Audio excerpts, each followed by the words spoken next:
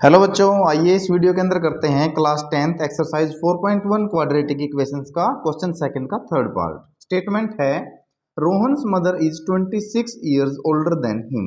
रोहन की माता उससे 26 ईयर ओल्डर यानी कि 26 साल बड़ी है। The product of their edges in years यानी कि अगर उनकी एजेस का प्रोडक्ट करें, किसकी एजेस का? रोहन की एज और रोहन की माता की एज का। कब? 3 years फ्रॉम नाउ, आज से 3 साल बाद। तो क्या होगा? विल बी 360, वो 360 होगा। We would like to find Rohan's age, हमें किसकी एज फाइंड आउट करनी है? हमें रोहन की प्रेजेंट एज फाइंड आउट करनी है। तो हम क्या करते हैं, जो चीज हमको फाइंड आउट करनी होती है उसी चीज को क्या कर लेते हैं? लेट। तो चलिए लेट करते हैं, let Rohan's present age, Rohan's present age, Rohan की वर्तमान आयु हम ले लेते हैं कितनी? x years. Very good. चलिए अब उसकी मदर की यानी कि Rohan's mother is 26 year older than him, Rohan की माता उससे कितनी बड़ी है? 26 साल। तो रोहन्स मदर एज यानी कि रोहन की माता की कौन सी एज?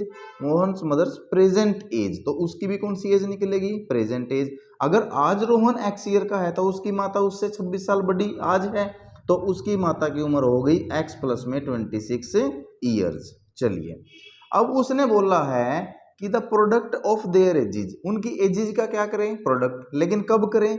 3 years from now. तो जब भी आपको सिचुएशन दी होती है तो पहले आपको सिचुएशन देखनी है। तो सिचुएशन उसने दी है 3 years फ्रॉम नाउ की, आज से 3 साल बाद की।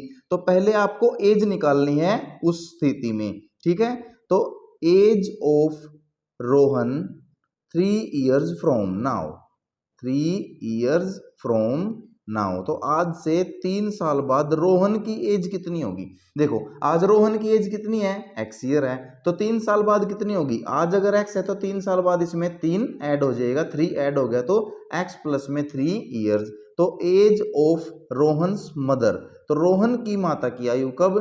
3 years फ्रॉम नाउ, आज से 3 साल बाद। आज कितनी है रोहन की माता की उम्र? x plus 26 year. तो आज से 3 साल बाद कितनी होगी? x प्लस 26 के अंदर कितने ऐड कर देंगे हम? 3। तो ये कितना हो जाएगा? x प्लस में 29 ईयर्स। तो चलिए ये हमारे पास सर्कमस्टेंस के अकॉर्डिंग 3 साल बाद के अकॉर्डिंग हमने रोहन की एज और रोहन की माता की एज दोनों कलेक्ट कर ली है। अब अकॉर्डिंग टू क्वेश्चन हम चलेंगे। अकॉर्डिंग टू क्वेश्चन, क्वेश्चन ने क्या बोला है?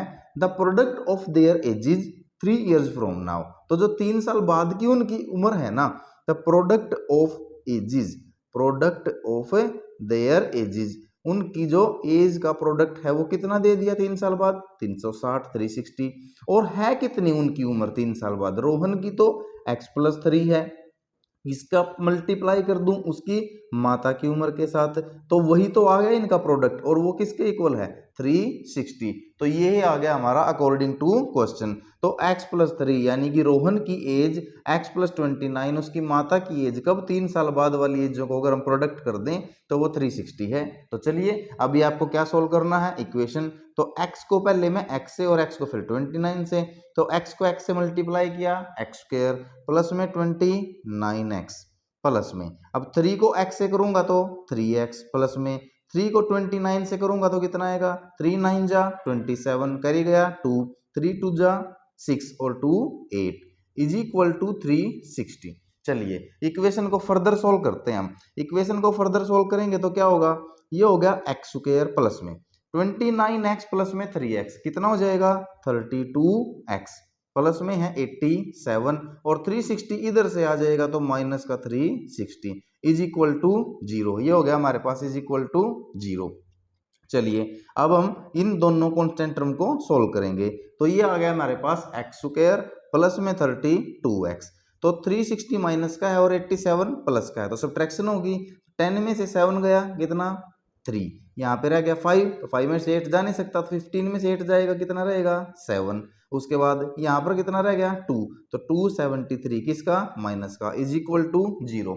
देखिए वैसे तो हमसे उसने पूछा था कि आपको क्या बताना है, क्वाड्रेटिक इक्वेशन फॉर्म करके बतानी है, बना के बतानी है। तो हमने यहाँ पे क्वाड्रेटिक इक्वेशन क्या कर दी है, बना दी है। तो क्वाड्रेटिक इक्वेशन बनाने के बाद क्वेश्चन ने बोला है कि we would like to find Rohan's present age. तो रोहन की प्रेजेंट एज हमको क्या करनी है, फाइंड करनी है। और रोहन की प्रेजेंट एज हमने क्या लेट की है, एक्स। तो हमको वैल्यू भी निकाल के दिखानी है, किसकी, एक्स की। तो चलो इस क्वाड्रेटिक इक्वेशन के अकॉर्डिंग हम किसकी वैल्यू निकालते हैं, एक्स की वैल्यू निकाल लेंगे। हमारे पास है quadratic equation x square plus 32x minus में 273 इज इक्वल टू 0। कैसे निकालते हैं हम, एक्स स्क्वायर का जो कोफिशिएंट होता है कितना है, वो 1। यहाँ पे 1 एक्स स्क्वायर का कोफिशिएंट, और लास्ट वाली टर्म कितनी है, माइनस का 273। तो देखिए हमको दो नंबर ऐसे चाहिए जिनकी मल्टीप्लाई आए 1 मल्टीप्लाई माइनस का 273 करने से, यानी कि वो आ रही है माइनस का 273। तो एक दो नंबर ऐसे चाहिए जिनकी मल्टीप्लाई तो आए माइनस का 273 और सम, यानी कि उनको ऐड करें तो जो मिडिल टर्म है उसके इक्वल, यानी कि किसके इक्वल, 32 के इक्वल आए। तो ऐसे बच्चों दो नंबर हैं हमारे पास, जो दो नंबर हैं वो कौन कौन से हैं, 39 और 7 को अगर आप देखोगे तो इन दोनों की मल्टीप्लाई 273 आएगी, लेकिन हमको किस में चाहिए, नेगेटिव में। तो इन दोनों में से कोई एक नंबर नेगेटिव होगा। तो जो मिडिल टर्म का सिंबल देखना है, जो बड़ी टर्म होगी उसके ऊपर वो सिंबल लगेगा। तो 39 प्लस का हो गया, तो वो नेगेटिव कौन होगा, 7 होगा। तो ये बात आपको splitting the middle term method जो हमने किया है ये बड़ा ध्यान से समझना है, ठीक है। तो चलिए स्प्लिट कीजिए मिडिल टर्म को, क्या लिखेंगे हम, एक्स स्क्वायर। अब 32x को हम 39 और माइनस 7 की फॉर्म में लिखेंगे, हम लिखेंगे प्लस में 39x माइनस में 7x, क्या आ गया वापस 32x माइनस में 273 इज इक्वल टू 0। तो ये फर्स्ट टू टर्म, ये सेकंड टू टर्म, इन फर्स्ट टू टर्म में से कॉमन निकालिए, क्या आ गया कॉमन, x। तो x अगर कॉमन आ जाता है तो यहाँ बचता है x प्लस में 39 माइनस में, यहाँ पर माइनस कॉमन लेंगे, हमको बनाना है x प्लस 39। तो x प्लस 39 कब बनेगा, जब 7 कॉमन लेंगे। तो माइनस का 7 हमने कॉमन ले लिया, तो माइनस का 7 कॉमन लेने से ये प्लस का x बच गया और ये प्लस में 39 बच गया इज इक्वल टू 0। अब दोनों में से x प्लस 39 कॉमन आ रहा है हमारे पास, तो x प्लस में 39 हमने कॉमन लिया, तो क्या बच गया हमारे पास, x माइनस में 7 इज इक्वल टू 0।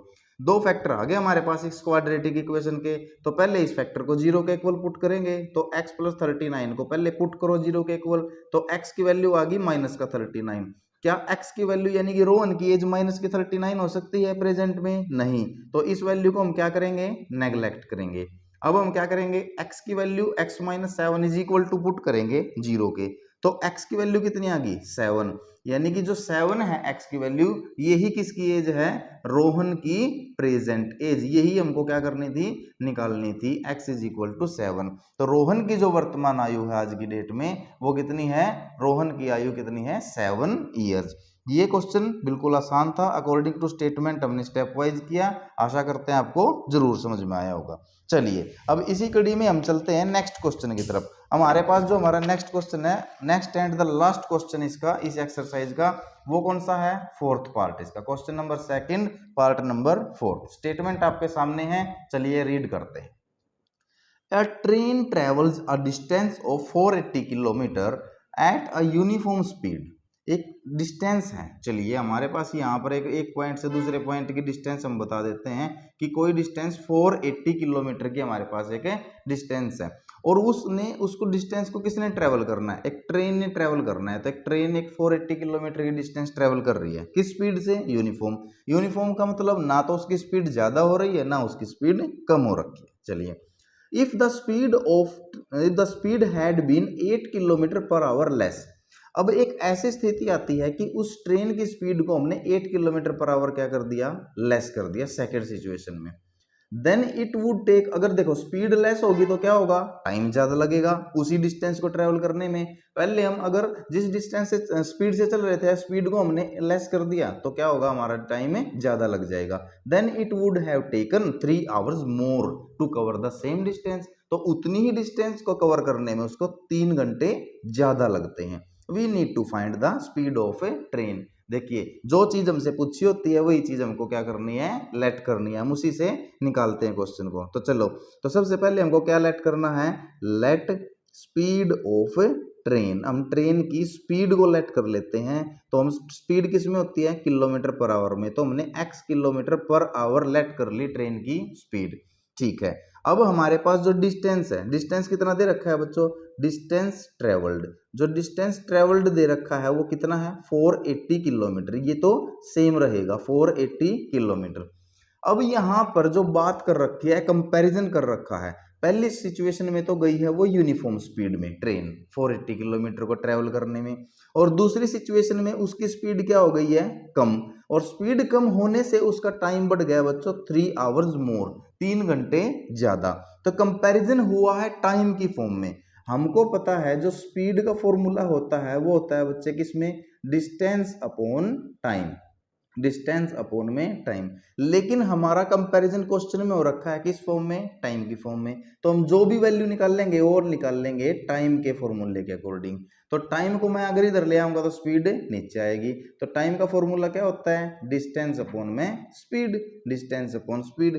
तो फर्स्ट सिचुएशन ये है मेरे पास, फर्स्ट सिचुएशन। तो फर्स्ट सिचुएशन में क्या थी, फर्स्ट सिचुएशन में डिस्टेंस है 480 किलोमीटर, स्पीड है ट्रेन की x किलोमीटर पर आवर। तो यहाँ पे मैं टाइम टेकन निकाल लेता हूँ कि 480 किलोमीटर को x किलोमीटर पर आवर से कितना टाइम लगा है। तो टाइम का जो फॉर्मूला होता है वो होता है डिस्टेंस अपॉन में स्पीड। डिस्टेंस है हमारे पास कितनी 480, स्पीड है हमारे पास कितनी x। तो ये आ गया मेरे पास है जो टाइम टेकन फर्स्ट सिचुएशन में t की वैल्यू 480 बाय में x से आवर, टाइम किस में आता है, आवर में। चलिए अब हमारे पास आ जाते हैं बच्चे हम सेकंड सिचुएशन में। हमारे पास है अब सेकंड सिचुएशन। सेकंड सिचुएशन क्या कहती है, if the speed had been 8 kilometre per hour less. तो न्यू स्पीड, अगर न्यू स्पीड की बात करेंगे तो पहले वाली स्पीड से कितनी कम होगी, वो पहले वाली स्पीड थी x किलोमीटर पर आवर, इसमें से कम हो गई 8 किलोमीटर पर आवर। तो न्यू स्पीड बन गई x माइनस में 8 किलोमीटर पर आवर। डिस्टेंस कितना है, तो डिस्टेंस तो सेम डिस्टेंस ट्रेवल करना है। तो डिस्टेंस ट्रेवल तो अब की बार भी कितना है 480 किलोमीटर ही हमारे पास क्या है, डिस्टेंस जो हमको ट्रेवल करना है। ठीक है, अब टाइम, तो सेकंड सिचुएशन में जो टाइम टेकन है वो हम लेते हैं, उसको मैं स्मॉल टी से दिखा देता हूं। ठीक है, तो टाइम टेकन, तो टाइम टेकन मेरे पास कितना होगा, टाइम टेकन का तो फॉर्मूला क्या है, डिस्टेंस अपॉन में स्पीड, वही फॉर्मूला लगाएंगे हम टाइम के लिए, डिस्टेंस अपॉन में स्पीड का फॉर्मूला हमने लगा दिया।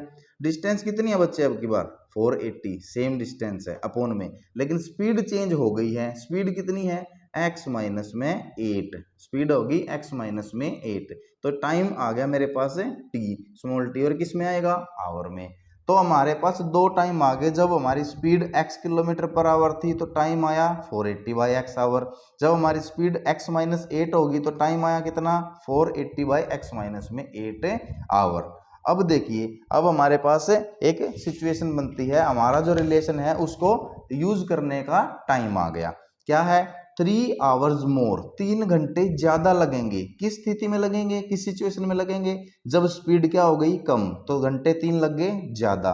तो इसका मतलब आप बताइए कौन सा टाइम ज्यादा है, पहले वाला टाइम ज्यादा है या दूसरे वाला टाइम ज्यादा है। देखिए जिसमें स्पीड कम हो गई वहां पे टाइम ज्यादा है, तो ये जो मेरा स्मॉल टी है ये ग्रेटर है किससे, कैपिटल टी से। ये जो हमारा जो टाइम आया है स्पीड कम होने से ये ज्यादा हो गया, कितना 3 घंटे, किससे, पहले वाले टाइम से। तो अब हम करते हैं इसको उसके अकॉर्डिंग। तो चलो अब हम इसको आगे करते हैं। देखिए हमारा जो टी है वो ग्रेटर है किससे, कैपिटल टी से, यानी कि जो बाद वाला टी। तो कितना ग्रेटर है 3, तो इसको रिलेशन की फॉर्म में ले आते हैं।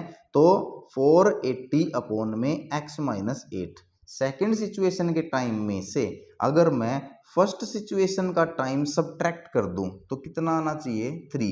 क्यों आना चाहिए, क्योंकि सेकंड सिचुएशन में जो टाइम लगा है ना वो 3 घंटे ज्यादा लगा है, किससे, फर्स्ट सिचुएशन। तो इस टाइम में से मैं फर्स्ट वाला टाइम घटा दूं तो कितना आना चाहिए 3। यही मेरा रिलेशन था, इसीलिए हमने किस फॉर्म में निकाले थे, टाइम की फॉर्म में हमने सारे रिलेशन को निकाला था। फर्स्ट सिचुएशन को भी टाइम की फॉर्म में निकाला कैपिटल टी में, सेकंड सिचुएशन को भी टाइम की फॉर्म में निकाला। तो सेकंड सिचुएशन ज्यादा है पहली सिचुएशन से, कितनी ज्यादा है 3 घंटे। चलो अब ये फ्रैक्शन फॉर्म में आ गया, तो हम क्या करते हैं इसको सोल्व करते हैं। तो फ्रैक्शन फॉर्म को कैसे सोल्व करेंगे, देखिए हम क्या लेंगे यहाँ पे इसका एलसीएम। एलसीएम कैसे लेते हैं, x इंटू एक्स माइनस 8, दोनों के जो डिनोमिनेटर थे उनको मल्टीप्लाई कर लिया। अब एलसीएम को x माइनस 8 से डिवाइड करूंगा तो कितना बचेगा x, तो ऊपर से मल्टीप्लाई करो, वो हो गया 480x माइनस में। अब x से डिवाइड करोगे तो बचेगा क्या, x माइनस 8, जो बचा है उसको न्यूमरेटर से मल्टीप्लाई, न्यूमरेटर है 480, उससे मल्टीप्लाई होके x माइनस में 8 इज इक्वल टू 3, ये हमारे पास आ गया। अब ऊपर वाली जो है हमारे पास इसको मल्टीप्लाई करेंगे तो ये आ गया बच्चे 480x माइनस में, माइनस 480x से मल्टीप्लाई हो गया तो माइनस का 480x, अब माइनस का 480 माइनस 8 से मल्टीप्लाई होगा तो माइनस माइनस क्या हो गया प्लस, तो 8 0 0, 8 8 जा 64 कैरी गया 6, 8 4 जा 32 और 6 38 इज इक्वल टू, अब ये जो डिनोमिनेटर है जो एलसीएम है यहाँ का, तो ये उधर जाएगा तो यहाँ डिवाइड में उधर जाने के बाद ये हो जाएगा मल्टीप्लाई में, तो 3 से ये मल्टीप्लाई होके आ गया 3x इंटू एक्स माइनस में 8। चलिए बच्चे आगे करते हैं, 480x प्लस का 480x माइनस का ये हो गए कैंसल, तो इधर बचा है 3840 इज इक्वल टू 3x को अंदर मल्टीप्लाई करूं तो 3x स्क्वायर माइनस में, क्योंकि ये प्लस माइनस माइनस हो जाएगा, 3x को 8 से करूंगा तो 24x, इस 3840 को हम ले जाएंगे इज इक्वल टू से उधर, तो ये किसका हो जाएगा, ये हो जाएगा माइनस का, तो हमारे पास है 3x स्क्वायर माइनस का 24x और ये उधर जाके हो गया बच्चों माइनस का 3840 और इज इक्वल टू के उधर क्या बच गया 0, इज इक्वल टू के उधर बच गया 0। सारे में से हम क्या कॉमन ले सकते हैं, सारे में से हमारे पास 3 कॉमन आ सकता है, तो 3 कॉमन आ गया तो कर दो 3 से डिवाइड, ये रह गया x स्क्वायर माइनस में 8x माइनस में 3 1 जा 3, 3 2 जा 6, ये बचेगा कितना 2, 3 8 जा 24 0 की 0 इज इक्वल टू 0। अब ये 3 इधर मल्टीप्लाई में उधर जाके क्या हो जाएगा डिवाइड में, किसके डिवाइड में 0 के, तो 0 के डिवाइड में होने के बाद क्या हो जाएगा 0, तो हमारे पास जो क्वाड्रेटिक इक्वेशन बची है x square minus 8x minus 1820 is equal to 0, ये हमारे पास फाइनली क्वाड्रेटिक इक्वेशन क्या आ गई बच्चों, फॉर्म हो गई जो हमको बनानी थी। अब हमको इस क्वाड्रेटिक इक्वेशन को क्या करना है, सोल्व करना है, तो चलिए अब हम इस क्वाड्रेटिक इक्वेशन को सोल्व करते हैं। तो क्वाड्रेटिक इक्वेशन को सोल्व करने के लिए लिखते हैं x square minus 8x minus 1280 is equal to 0। अब देखिए मुझे मल्टीप्लाई क्या चाहिए, फर्स्ट x स्क्वायर का कोफिशिएंट क्या है 1 1 मल्टीप्लाई लास्ट कांस्टेंट टर्म क्या है माइनस 1280, दोनों की मल्टीप्लाई क्या आएगी माइनस 1280, ठीक है। तो ये तो मुझे क्या चाहिए कि नहीं दो नंबरों की मल्टीप्लाई, और सम क्या चाहिए मिडिल टर्म के इक्वल, मिडिल टर्म क्या है -8, तो मुझे कोई दो नंबर ऐसे चाहिए जिनका मल्टीप्लाई करूं तो -1280 आए और सम करूं तो माइनस का 8 आए।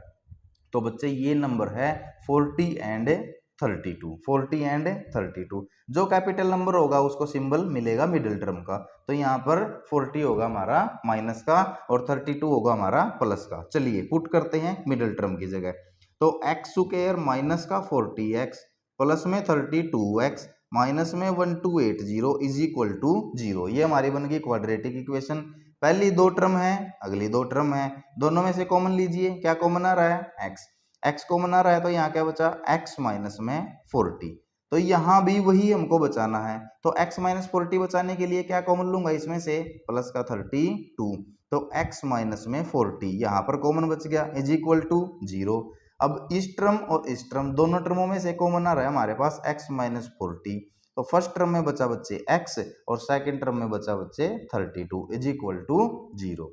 तो अब इस फैक्टर को और इस फैक्टर को 0 0 0 के इक्वल पुट कीजिए दोनों को, x माइनस 40 को 0 के इक्वल पुट करोगे तो x की वैल्यू कितनी आ गई 40, एक तो आंसर ये आ गया।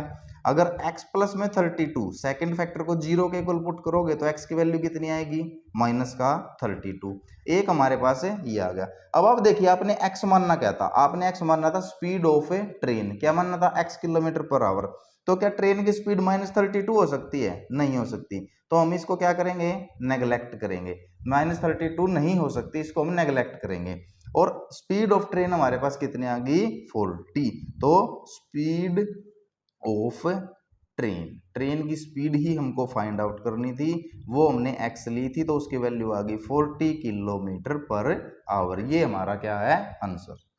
तो बड़े ही डिटेल में ये हमारा क्वेश्चन था। आशा करता हूँ आपको स्टेप वाइज समझ में आया होगा। अगर नहीं समझ में आया वीडियो को एक दो बार देखिए, फिर भी नहीं आता है, कोई डाउट है तो कमेंट बॉक्स के अंदर कमेंट कीजिए। अदरवाइज वीडियो को अपना प्यार दीजिए बच्चों, लाइक शेयर सब्सक्राइब कीजिए ताकि मैं मोटिवेट होता रहूँ आपके लिए और ज़्यादा मेहनत करूँ। Thanks for watching this video बच्चों, थैंक यू सो मच।